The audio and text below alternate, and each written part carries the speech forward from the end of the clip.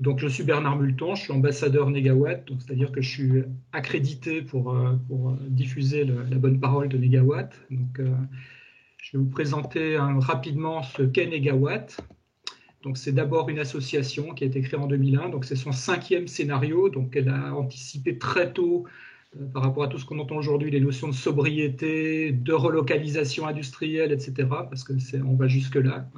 La prise en compte des matières premières, on va y venir aussi, je vous en parlerai. Donc, la mission, c'est l'expertise et la prospective énergétique, et puis le plaidoyer à l'échelle nationale au niveau politique. Et puis, Négawatt est armé de l'Institut Négawatt, qui est l'outil opérationnel de l'association et qui, justement, répond à une des questions qui se posaient tout à l'heure, c'est-à-dire accompagner les collectivités territoriales, les entreprises, pour décliner, par exemple, le scénario Négawatt régionalement, départementalement, etc. Donc, c'est le travail de l'Institut Négawatt. Donc, on peut leur passer commande pour ce genre de travail. Et enfin, une entreprise de l'économie sociale et solidaire qui s'appelle Doremi, qui date de 2017, un peu plus jeune, et qui s'occupe de la rénovation performante des maisons individuelles. Donc le but, c'est de former des groupements d'artisans, surtout, et d'accompagner encore une fois les territoires. Donc vous voyez que là, il y a un outil puissant, et pour une petite association, puisque c'est 1500 adhérents, mais un noyau dur de personnes engagées qui est très, très actif, quoi. Tous des bénévoles. Enfin, presque tous des bénévoles. Non, il y a quand même de plus en plus de salariés, donc, voilà, grâce à la montée des adhérents, puisqu'il y a un peu de temps, on était encore seulement 1000 adhérents. Alors, l'approche et les objectifs de Négawatt. Alors, d'abord, c'est l'approche systémique. Donc, je vais un petit peu plus insister sur le passage de l'énergie primaire jusqu'au service énergétique, parce que chez Négawatt, on part des services qu'on va prioriser, donc j'en parlerai tout à l'heure, et je voudrais vous montrer comment on va de l'énergie primaire, c'est-à-dire des ressources naturelles d'énergie, actuellement essentiellement fossiles et fissiles, surtout en France. Donc là, voilà une centrale de raffinage de combustibles fossiles. Mais il faut bien sûr extraire ces matières quand elles ne sont pas renouvelables. Donc là, on va dépenser de l'énergie primaire. Ensuite, on va la transformer, par exemple, en électricité. C'est un exemple que vous pourrez transposer dans vos esprits. Donc là, on a une centrale thermique qui n'est pas forcément une centrale nucléaire, puisqu'on a mis des combustibles fossiles avant. Ce qu'on voit, c'est les tours de refroidissement. Donc là, il y a des pertes. Dans une centrale thermique, il y a beaucoup de pertes pour arriver à produire de l'électricité. Ensuite, on va transporter, distribuer et puis livrer aux consommateurs ce qu'on appelle de l'énergie finale. Et dans tous les bilans énergétiques qu'on trouve actuellement, c'est énergie primaire à énergie finale. Nous, on va prolonger jusqu'au service énergétique et c'est là qu'on va faire apparaître la notion de sobriété.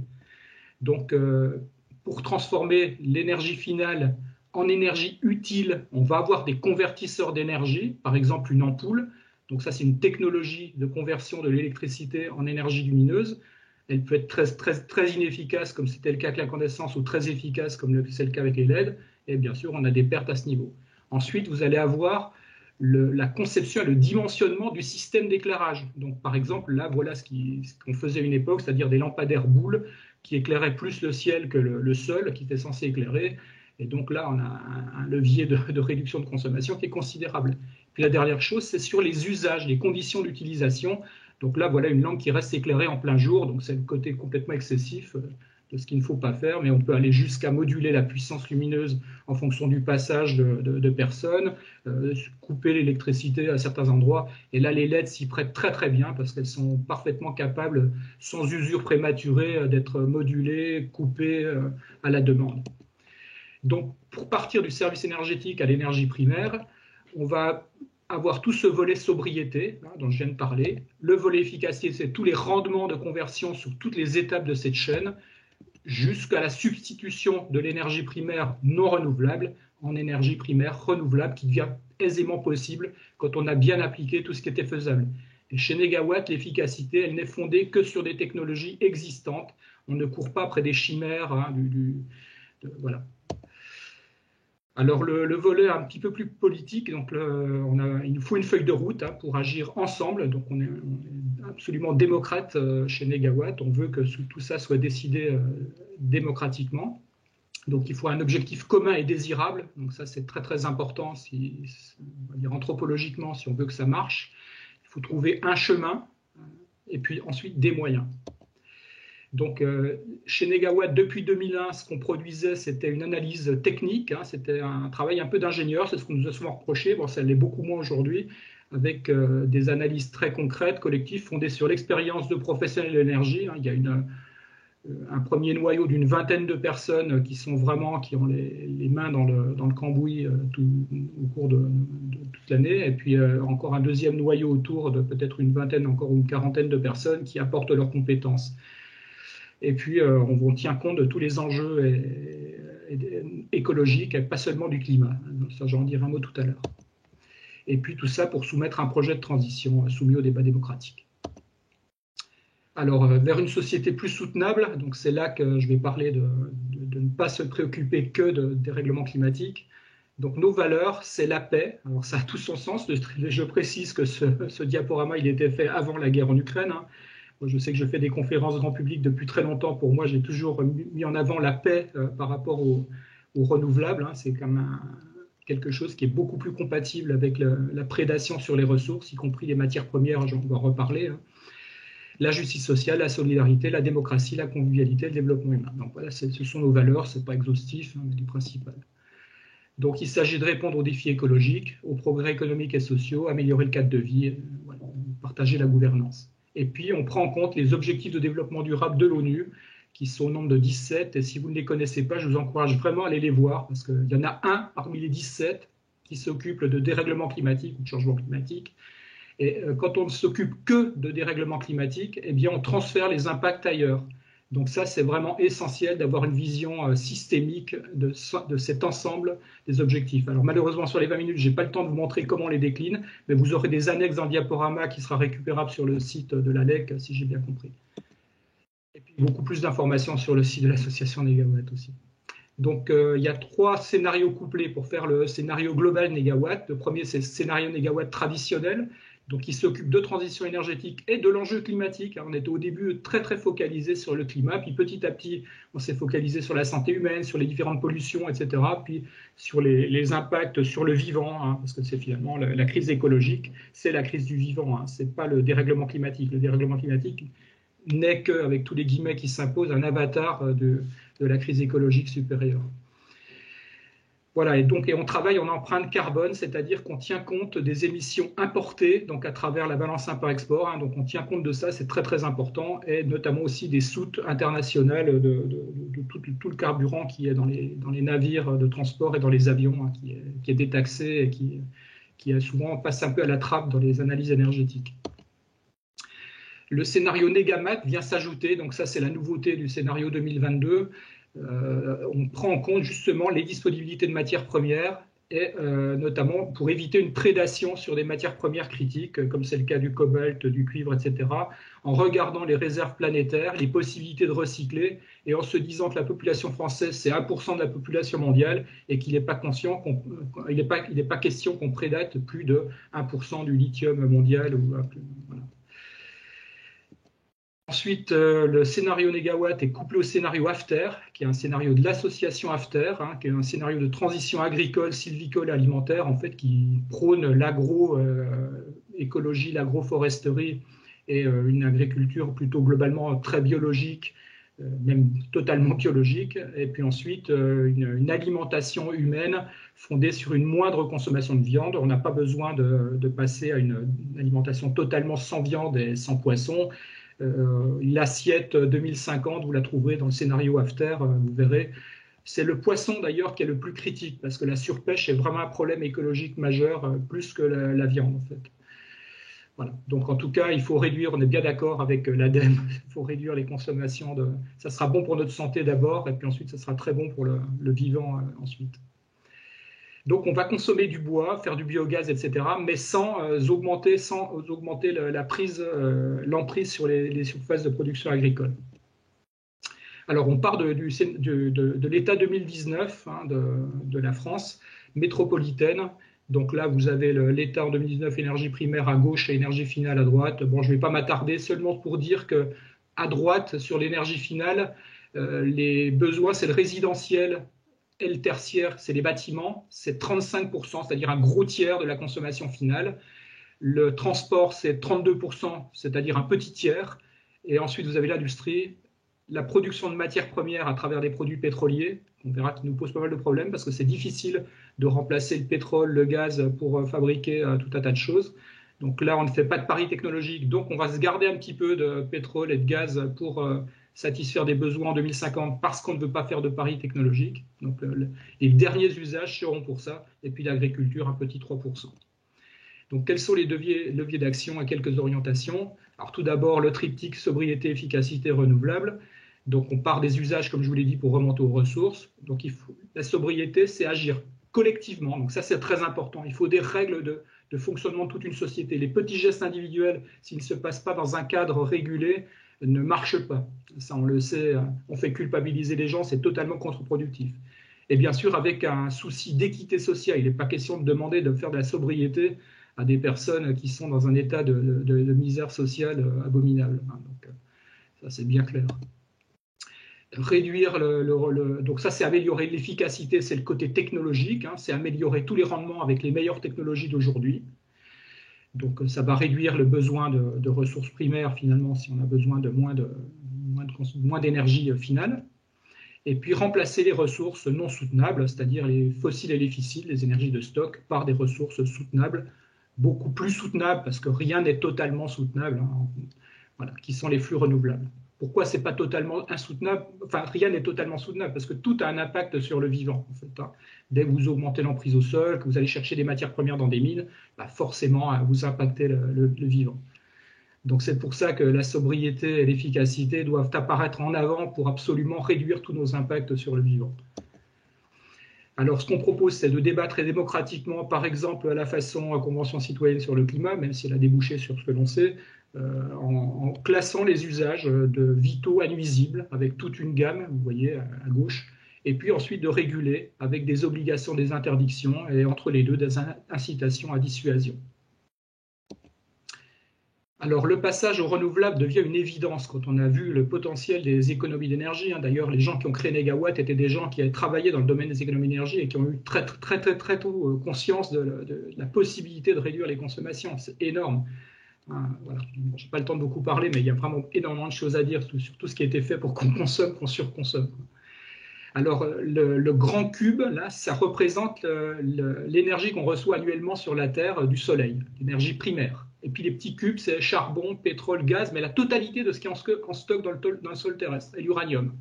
Et puis le petit cube en bas à droite, c'est le total de la consommation de l'énergie. Donc ça vous donne une idée du gigantisme de ce qu'on reçoit du Soleil avec tous ces sous-produits. Donc là, il n'y a plus de problème. À une certaine époque, on ne croyait pas aux ressources de la nature, mais en fait, elles sont là, il n'y a pas de problème. Après, il fallait savoir les convertir, on sait le faire. Il faut savoir traiter la variabilité, l'intermittence pour ceux qui ne les aiment pas, et on sait le faire aussi. Voilà. Donc ça, je pourrais en parler tranquillement tout à l'heure, parce que ça, c'était mon métier avant de...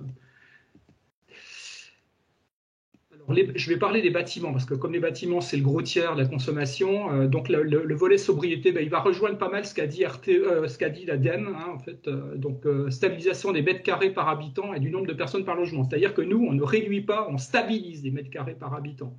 Donc c'est pas très méchant. Et par exemple, là, le petit symbole, la petite icône qui est là, montre par exemple la cohabitation de jeunes étudiants avec des personnes âgées qui vont les aider et qui vont vivre gratuitement chez elles, par exemple. C'est une façon, parmi d'autres, proposée pour stabiliser les mètres carrés par habitant.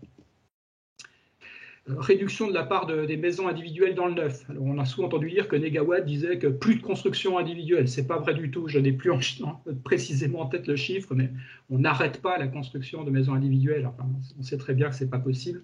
Par contre, il faut limiter, il faut réduire. Et puis surtout, il faut arrêter de démolir systématiquement pour faire des surfaces neuves. Donc, on rénove un maximum les bâtiments existants.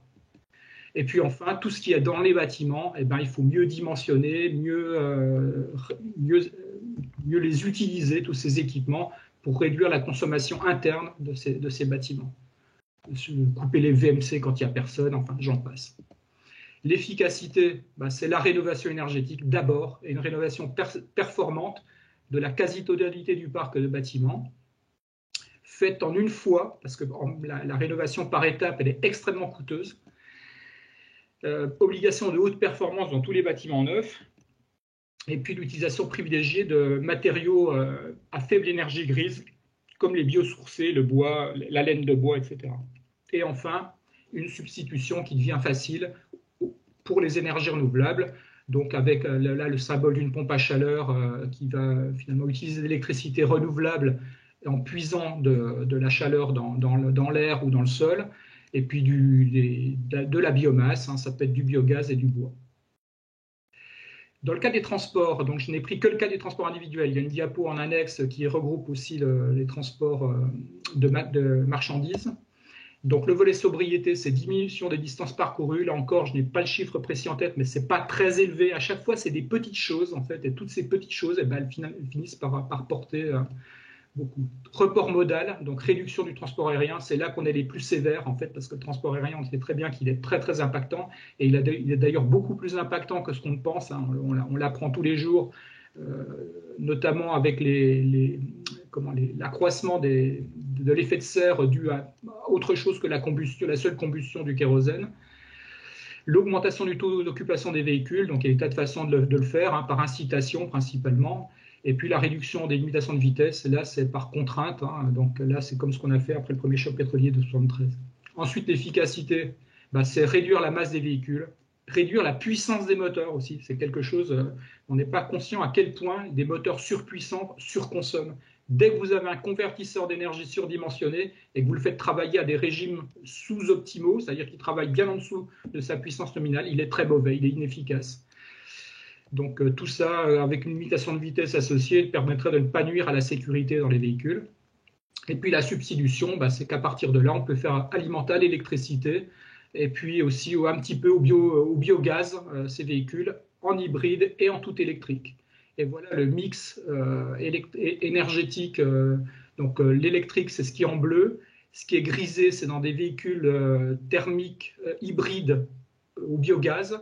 Donc vous voyez que les voyages en électrique représentent une part très importante quand même, une petite part au biogaz et une petite part à l'hydrogène, puisque apparemment l'hydrogène reste le rêve de pas mal de monde dans les transports. C'est un rêve extrêmement coûteux, hein. Je pourrais aussi répondre à des questions si vous voulez là-dessus. Alors les énergies utilisées, c'est principalement l'éolien. Nous, il est très loin devant, hein, avec alors des quantités éoliennes qui ne sont pas si astronomiques que ça. Par exemple, en terrestre, il y en a bien moins qu'en Allemagne en 2050. Hein, donc à terre, il y en a moins qu'en Allemagne. Il y en a plus en mer. Et là, on a misé sur le flottant. Donc ce n'est pas un pari, on sait qu'on sait le faire. Ce qu'on ne sait pas, c'est combien ça coûtera. Hein, donc là, il y a une incertitude de coût.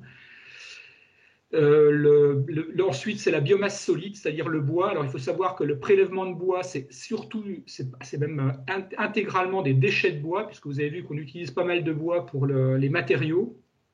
Et donc, le prélèvement de bois est au même niveau que celui de 2010 en 2050. Hein, donc, il n'y a pas de surcroît de la consommation de bois. Et puis, il faut savoir que beaucoup de forêts sont des forêts déjà totalement anthropisées, hein, qui sont des forêts où on ne peut pas appeler ça des écosystèmes. Hein. Enfin, voilà, c'est comme la forêt des Landes, par exemple. Hein. Et ensuite, le solaire photovoltaïque arrive en 3e position, et puis le biogaz en 4e position, et les autres ensuite. Alors, le bilan et les résultats. Tout d'abord, alors là, vous avez un graphique qui vous montre l'évolution jusqu'en 2050. Alors tout en haut, la ligne rouge que vous avez tout en haut, c'est le scénario d'évolution tendancielle. Donc déjà, on prévoit des baisses de consommation d'énergie dans tous les secteurs, hein, on l'a vu tout à l'heure déjà.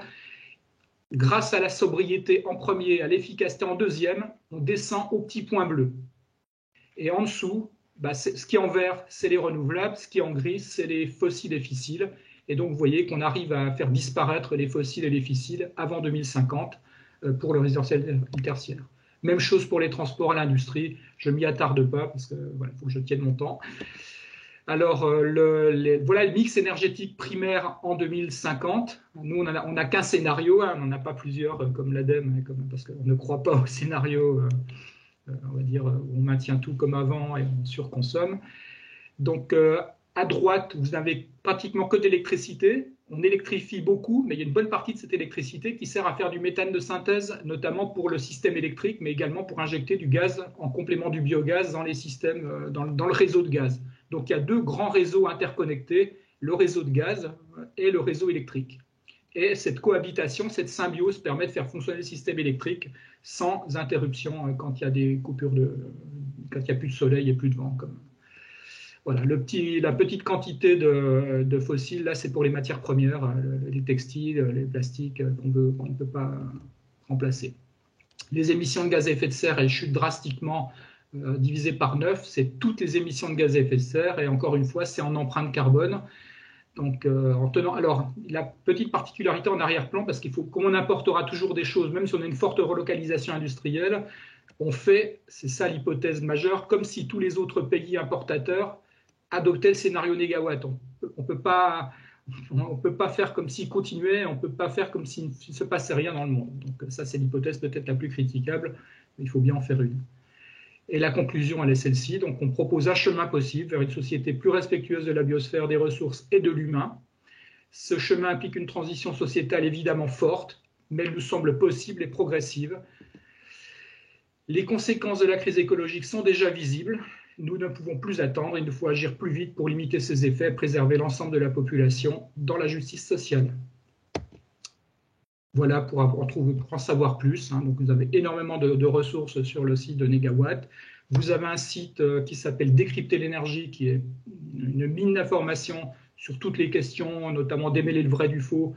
Et évidemment, c'est des articles qui sont écrits avec des sources. Enfin, c'est fait sérieusement. Et puis, voilà, il faut soutenir l'association. Merci. Merci beaucoup, Bernard Multon, pour cette présentation.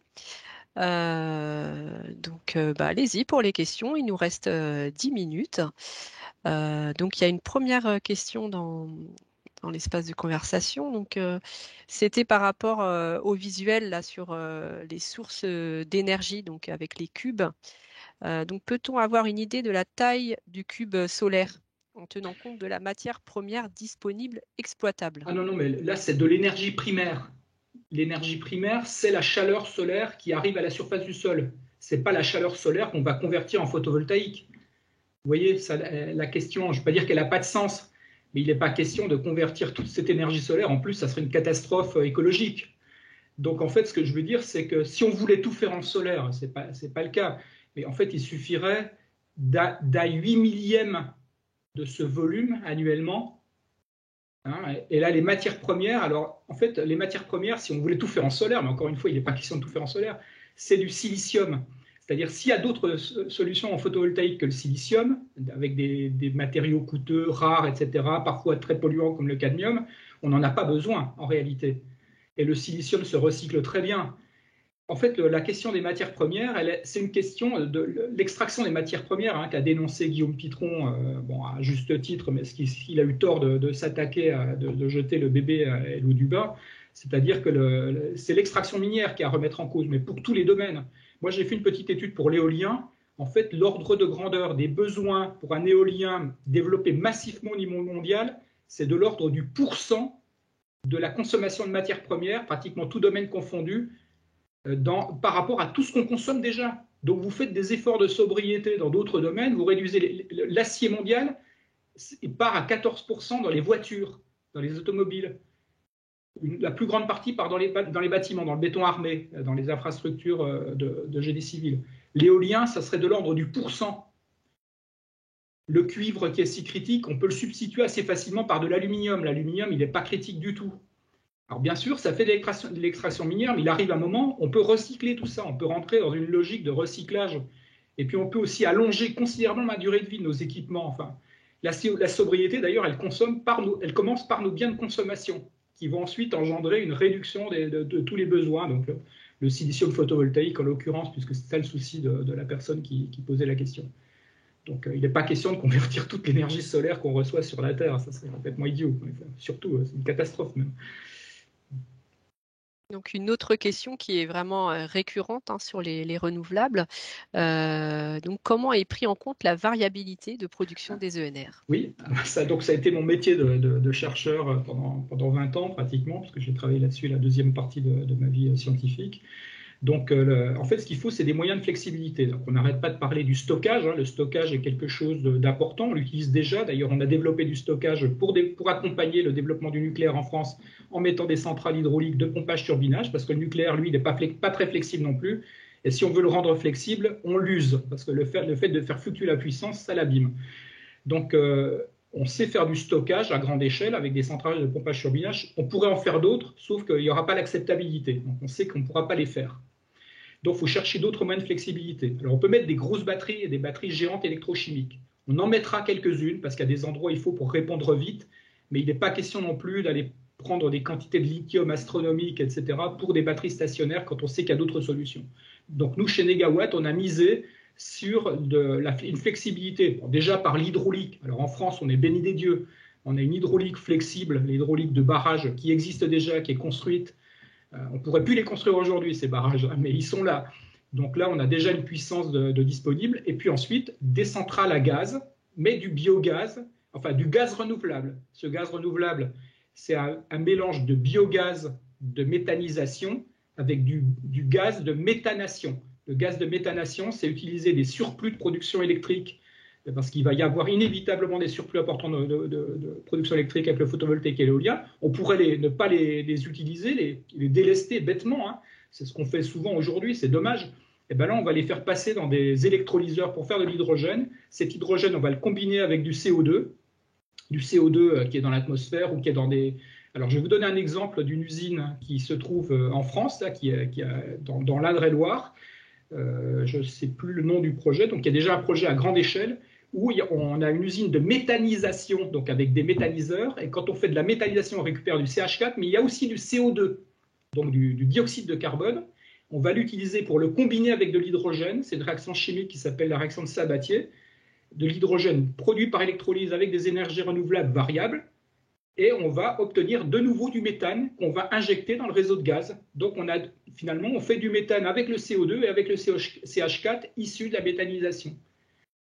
Donc, voilà un exemple de moyens. Et on a évalué les gisements, là aussi, qui sont compatibles avec l'agriculture biologique. D'ailleurs, c'est pour ça que le scénario 2022 par rapport au 2017 qui était le précédent, on a réduit la part de biogaz parce qu'en fait, on s'est rendu compte que si on voulait vraiment aller vers une agriculture biologique intégrale, il fallait moins de biogaz. En fait. Donc, du coup, une autre question. Donc, avez-vous les résultats si les pays externes n'adoptent pas le scénario? Non, je ne sais pas. Je ne sais pas si on a fait cette étude-là, mais bon, là, si vous voulez...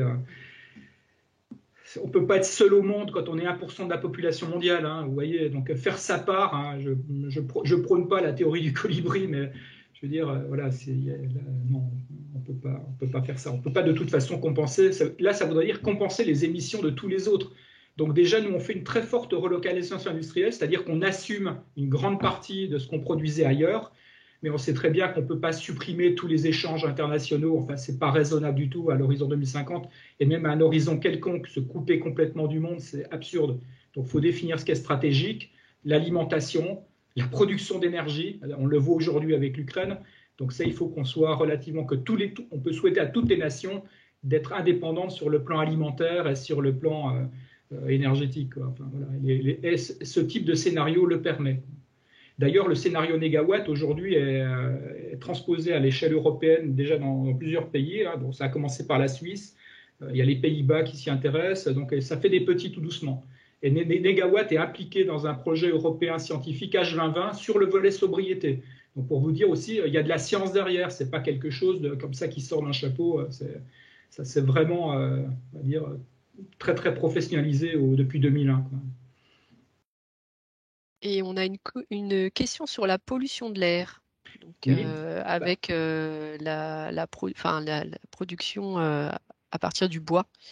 Oui, oui, si on développe le bois, la question de la pollution. Alors il faut savoir que le bois, c'est des mauvaises combustions qui font Alors, il reste des oxydes d'azote. Hein. Les oxydes d'azote, pour ne pas avoir d'oxyde d'azote quand on fait des combustions dans l'air, il faut faire de l'oxycombustion, c'est-à-dire avec de l'oxygène pur. Ça, c'est impensable.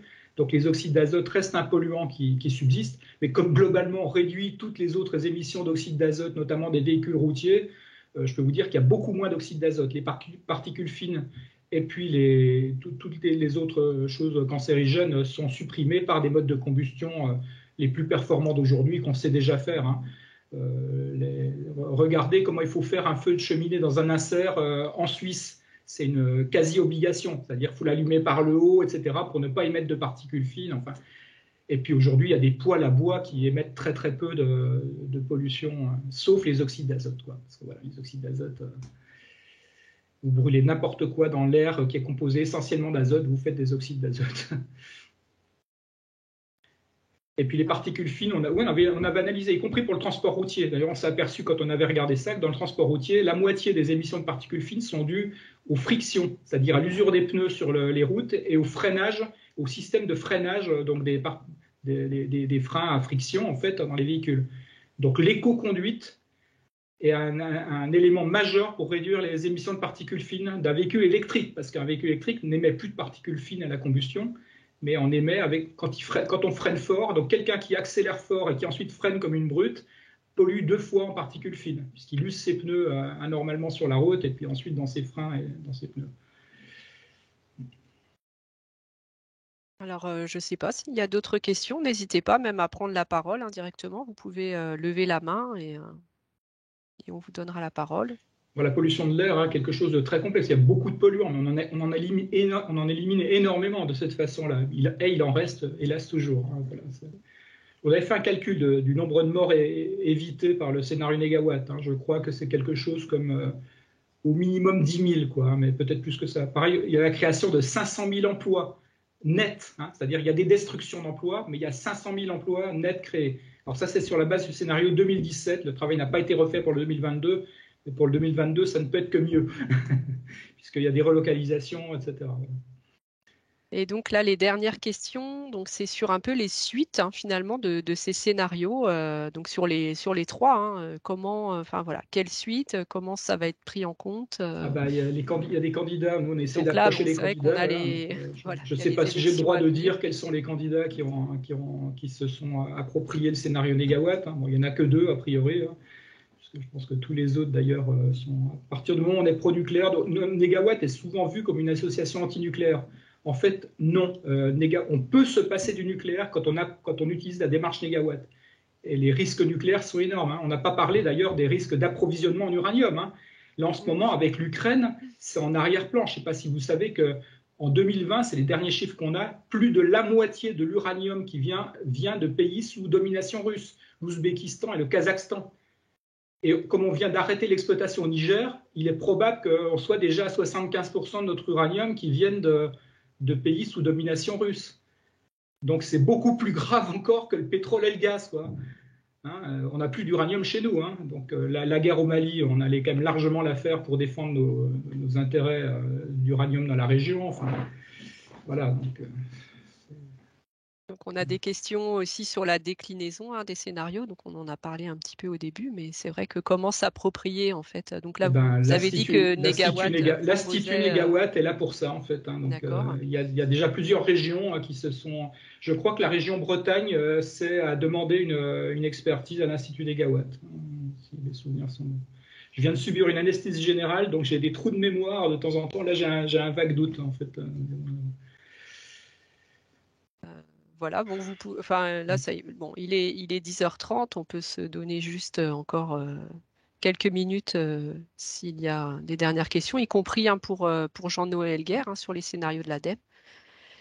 Et donc là, il y avait une question sur les besoins énergétiques en été, donc qui vont certainement s'accroître et peut-être dépasser finalement ceux de l'hiver. Est-ce que ça a été pris en compte également dans les scénarios? Oui, nous on a pris en compte l'évolution de la population. Donc je peux vous dire, par contre, on n'a pas couplé comme disait Olivier justement. Nous de toute façon, on n'a qu'un scénario, mais on a pris les chiffres de l'INSEE.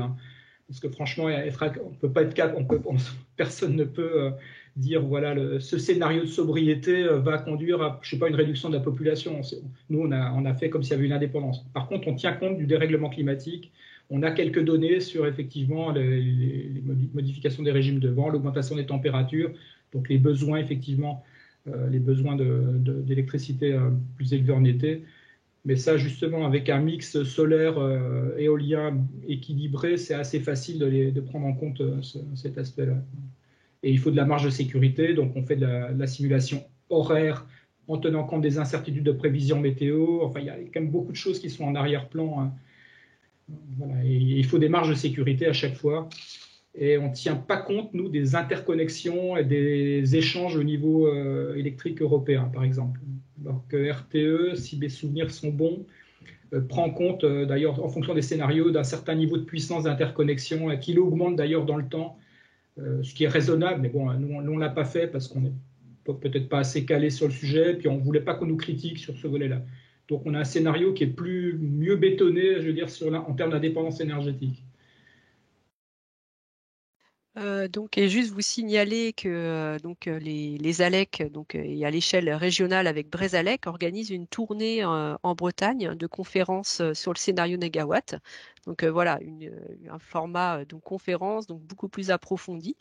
Donc ça démarre à Rennes le jeudi 31 mars à la maison de quartier de Villejean, donc à 20h30. Donc l'entrée est gratuite et c'est voilà, inscription conseillée mais pas obligatoire. Donc vous pouvez aussi venir sans être inscrit.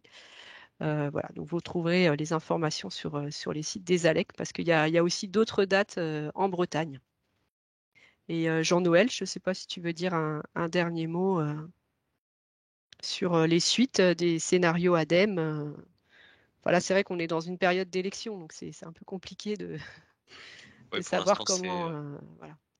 mais il y a des éléments qui sont, enfin voilà, du côté ADEME, moi je vous encourage à aller regarder le site internet Transition 2050.